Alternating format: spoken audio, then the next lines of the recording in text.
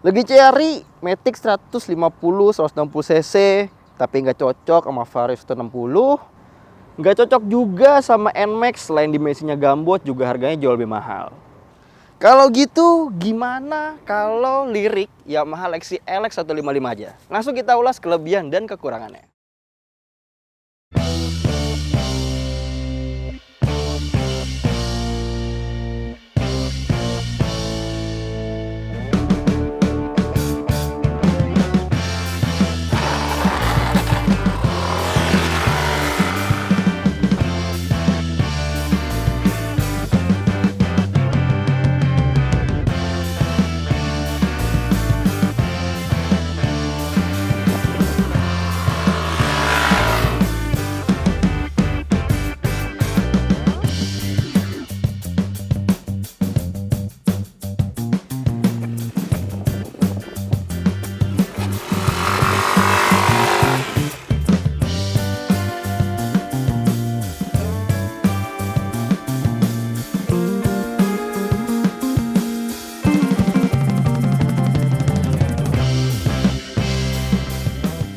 Kelebihan pertama dari motor ini adalah posisi berkendaranya sih. Kalau menurut saya ya, kalau dibandingin sama kompetitornya mungkin Vario 160 gitu ya, ini tuh punya posisi pengendara yang lebih rileks atau lebih santai. Kenapa? Karena emang Yamaha Lexi ini sebagai keluarga dari Maxi Yamaha, meskipun dia mungkin nggak bisa selonjoran atau punya dimensi yang segambut Maxi Yamaha kakak-kakaknya gitu ya, NMAX, Aerox, dan X-Max, tapi tetap menawarkan posisi pengendara yang maxi banget. Seperti apa sih? Seperti ini contohnya. Jadi stangnya ini kerasa tinggi. Efeknya apa? Jadinya nih pundak dan lengan tuh kerasa lebih santai.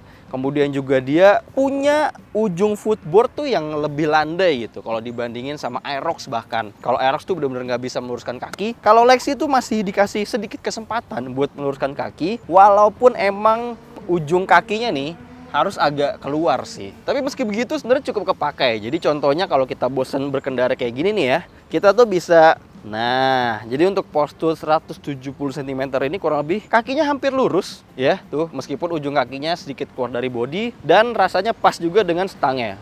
Jadi posisi kendaraannya untuk santai ini masih dapat banget lah. Sedangkan di kompetitornya, bahkan di Aerox pun mungkin nggak gini ya. Karena Aerox mungkin karena dia segmennya agak lebih sporty ya. Jadi dia stangnya rendah dan nggak bisa selonjoran kayak gini. Jadi ini oke banget gitu. Motor yang nggak maksi-maksi banget, tapi tetap mendapatkan riding position atau posisi pengendara yang lumayan maxi. Kemudian juga ini ditunjang oleh joknya. Jadi joknya ini lebar, panjang juga. Jadinya ini antara pengendara dan pembonceng tuh nggak yang sampai terlalu terhimpit gitu ya. Artinya punya ruang yang cukup lapang untuk pengendara, untuk pembonceng. Kemudian juga joknya ya masih dalam taraf yang cukup empuk dengan kulit jok yang lembut juga gitu. Jadi harusnya bisa nyaman dan oke dipakai berkendara sehari-hari. Berikut adalah handling atau pengendalian dan juga suspensinya nih teman-teman. Jadi emang all new Lexi LX 155 ini menurut saya sih oke banget. Jadi bisa kita bicarakan dari handlingnya dulu ya atau pengendaliannya. Dia menggunakan ring 14 inci, emang gak lebar-lebar banget sih. Jadi dia cuma pakai lebar pelek 185 inci di depan, dibalut ban 90/90, jadi lumayan tinggi ya. Sedangkan yang belakang lebar peleknya itu 2,15 inci dengan ban 100/90 aja. Yang sama ya ring 14 inci juga. Kemudian beratnya, karena kita ini sebenarnya coba yang tipe paling tingginya yang S, itu kurang lebih berat isinya ada di 118 kg. Sedangkan untuk yang varian terendahnya atau basicnya itu ada di angka 115 kg kurang lebih. Jadi 115, 116, 118 kurang lebih lah ya. Kemudian juga dari situ ini memberikan feeling handling yang enak banget buat Lexi. Meskipun dia ini hanya menggunakan suspensi tunggal di belakang lah ya. Tapi kalau menurut saya sih ini udah cukup gitu. Dengan bobot pengendara yang totalnya ya, pengendara dan pembonceng itu mungkin sekitar 130-140 kg. Itu masih bisa menopang dengan cukup kuat. Artinya jarang banget ada bottoming. Begitu juga dengan suspensi depan ini. Jadi bisa dikatakan kalau improvement di Lexi LX 155 ini kalau dibandingkan sama Lexi yang generasi sebelumnya yang 125 itu jauh sih, terutama di area suspensi. Karena kalau yang lama itu gampang banget bottoming, malah jadi menimbulkan rasa keras gitu ya, terutama kalau lewat jalan rusak atau lewat jalan sambungan gitu. Nah itu tuh kayak dak itu mentok dan itu rasa hentakan ke badannya tuh nggak enak banget. Kemudian juga emang motornya tuh punya feeling handling yang presisi banget. Jadi kita belok rebah itu motornya sangat amat nurut, nggak terlalu limbung. Bahkan ini nih, sisi bawah bordesnya tonjolannya ini nih udah pasti abis sih. Gampang banget gesrot meskipun masih pakai ban standar gitu ya. Jadi ini untuk melindungi bodi dan juga untuk melindungi standar tengahnya nih. Jadi sebelum kena standar tengah, kena dulu bordes yang itu. Handlingnya enak banget. Kemudian juga suspensinya juga cukup apik meskipun kita lewat jalan yang rusak maupun jalan yang halus. Jadi bisa meredam guncangan dengan baik dan juga bisa memberikan kestabilan meskipun kita ajak cornering secara agresif gitu ya. Jadi emang rasa sportinya, rasa nyamannya dari motor itu ada banget. Tapi emang beberapa teman-teman mungkin ada mengeluhkan, kenapa nggak dual shock? Sebenarnya itu balik lagi kebutuhan sih. Lexi LX ini dengan shock yang single di belakang yang dilengkapi dengan subtank ini sebenarnya udah cukup. Ya mungkin ada yang ingin pakai dual shock biar lebih tampilannya gagah aja gitu kan. Gampang itu mau dimodif aja. Berikutnya, keunggulan dari Yamaha Lexi LX ini tentu aja mesin barunya ya. Jadi ini kalau nggak salah mesin generasi ketiga dari Maxi Yamaha yang 155 cc. Jadi pembaharuannya tentu aja ada di tensioner ketengnya ini ya, yang udah model hidraulik. Kemudian juga dia pakai mirror coating di linernya atau di boringannya. Jadi harapannya biar dia bisa memberikan pelumasan yang lebih baik, minim gesekan, dan juga diharapkan nggak vampir oli lagi kayak yang mesin-mesin sebelumnya. Kemudian tentu aja ada juga penambahan kapasitas mesin dari yang tadinya 125 cc akhirnya jadi 155 cc. Yang beli ini nggak perlu lagi tuh ya di bore up kayak zaman dulu. Beli Lexi 125 pakai bore up kit atau pakai bloknya punya NMAX atau punya Aerox. Nah, di mesin ini sebenarnya masih sama, selebihnya masih SOHC, Blue Core, 4 klep, kemudian juga berpendingin cairan atau radiator di sebelah kanan, pistonnya 58 mm, sedangkan struknya ada di 58,7 mm. Rasio kompresinya 11,6:1 dan punya klaim tenaga maksimal yaitu 15,3 PS di 8000 rpm dan torsinya 14,2 Nm di 6500 rpm. Nah, gimana feeling mesinnya? Jadi saya perlu akuin di mesin generasi yang ini nih, ini sih yang kerasa banget adalah vibrasinya sih. Jadi maksudnya getaran mesinnya itu nggak sebesar Lexi yang sebelumnya itu. Jadi lebih minim vibrasi, akselerasi tentu aja kerasa lebih responsif. Kemudian juga sayangnya suara ngoroknya itu masih dipertahankan. Bahkan kalau saya rasa malah kayak lebih keras gitu kedengarannya. Jadi ketika kita gaspol terutama ya, kalau jalan cruising santai sih sebenarnya nggak terlalu kerasa. Tapi ketika kita gaspol, VVA-nya aktif, nah itu mulai kerasa kayak ada suara cranking yang lumayan keras lah kedengeran di helm pun gitu. Nah tapi performanya sih perlu diakuin sih, oke banget gitu. Jadi sebelum VV-nya hidup itu kita bisa jalan santai biar lebih hemat bahan bakar gitu ya. Tapi ketika kita butuh performa yang lebih tinggi, itu tinggal kita buka gas lagi, lebih dalam lagi sampai VVA-nya aktif di kurang lebih 6000 rpm. Nah itu dorongan mesinnya bisa langsung lebih nendang lah gitu, kerasa lebih responsif dibandingkan sebelum VVA-nya aktif gitu. Kemudian emang kalau ngerasain ya selama beberapa minggu, beberapa ratus kilometer mencicipi LX ini, emang kayaknya setup CVT-nya ini tuh rasionya dia dibikin bukan yang buat kejar top speed teman-teman. Jadi emang buat stop and go, buat menunjang akselerasi aja, biar kalau kita di macet-macetan, kita nanjak, itu bisa lebih kuat gitu motor ini. Karena ketika nyampe 80 km/jam aja tuh, dia tuh udah gerung banget. Jadi emang top speednya juga kehitung nggak terlalu tinggi sebenarnya. Tapi dari 0 sampai 80-nya tuh enak banget, cepet banget. Meskipun kita gantung gas, kita buka gas lagi tuh enak banget lah. Jadi meskipun 155 cc dan mungkin ada VVA segala macam, tapi setup CVT-nya diatur, juga final gear ratio-nya itu diatur bukan buat cari top speed. Jadi wajar kalau diajak adu top speed mungkin akan kalah sama yang emang disusun rasionya kenceng buat top speednya. Kalau ini tuh buat stop and go aja, buat cruising-cruising santai aja, responsif banget. Dan yang penting adalah buat nanjak. Ini pasti nanjak sih.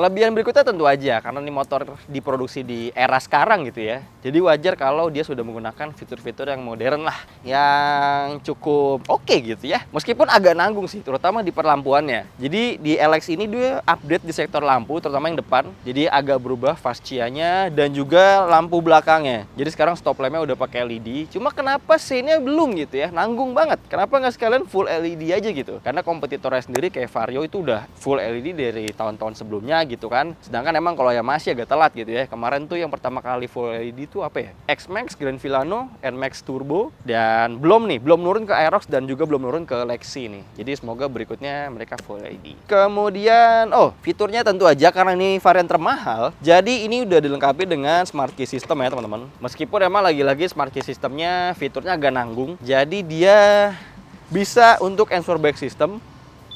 Nah, tapi nggak ada anti theft-nya, jadi emang nggak ada alarmnya gitu ya. Agak sedikit nanggung sih untuk sebuah smart key system, tapi udah cukup fungsional dan praktis gitu ya, karena kita kalau pakai motor itu nggak perlu nyolok-nyolok lagi kunci manual ke kunci kontaknya gitu.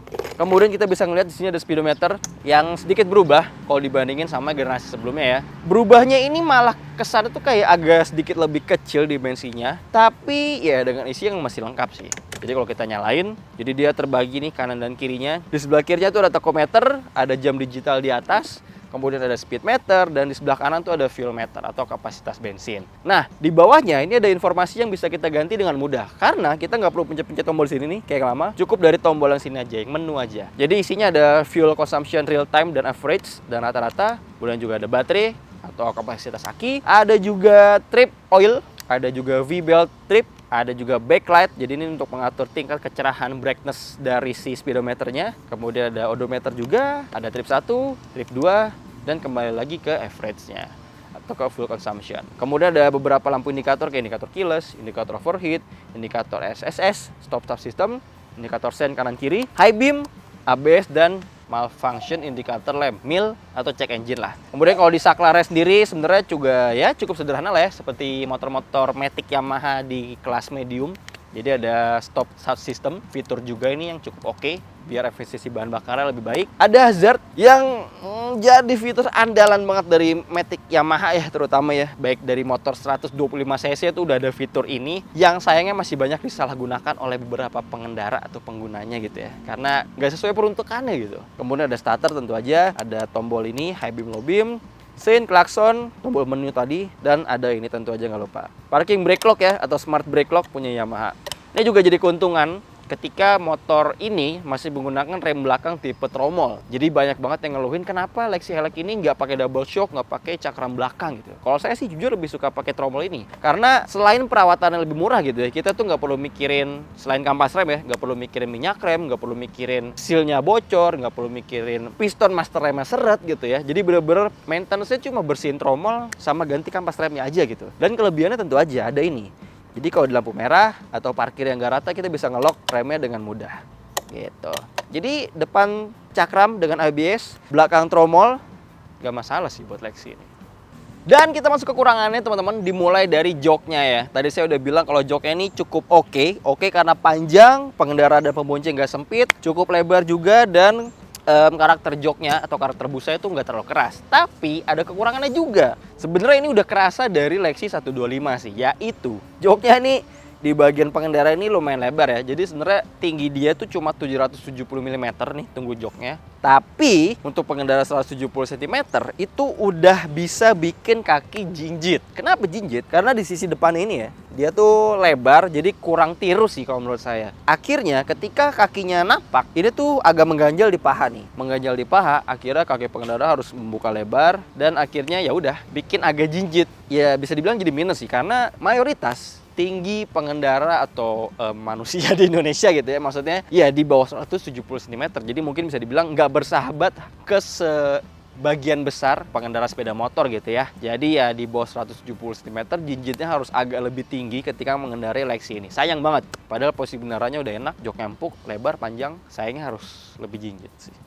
Berikutnya kekurangan yang masih terjadi atau masih diwariskan gitu ya dari Yamaha Lexi 125 adalah, jadi padahal harapannya ya ketika Yamaha Lexi yang terbaru itu muncul, yang ini nih, harapannya itu punya ruang bagasi luas dan juga tangki bensin yang lebih besar gitu ya. Tapi ternyata saat Lexi LX ini muncul justru tidak ada perubahan di area bawah ini gitu ya. Jadi kapasitas bagasinya masih mirip-mirip, nggak besar-besar banget. Helm belum bisa masuk, mungkin bisa masuk tapi yang mode slim head gitu ya, yang kecil banget. Kemudian juga karena di sini masih ada tempat buat beberapa perangkat elektronik, jadi masih memakan ruang. Kemudian juga tangki bensin ya, Mesinnya upgrade ke 155, tapi tangki bensinnya cuma 4,2 liter. Artinya nggak naik dari sebelumnya ya. 4,2 liter tuh kecil loh.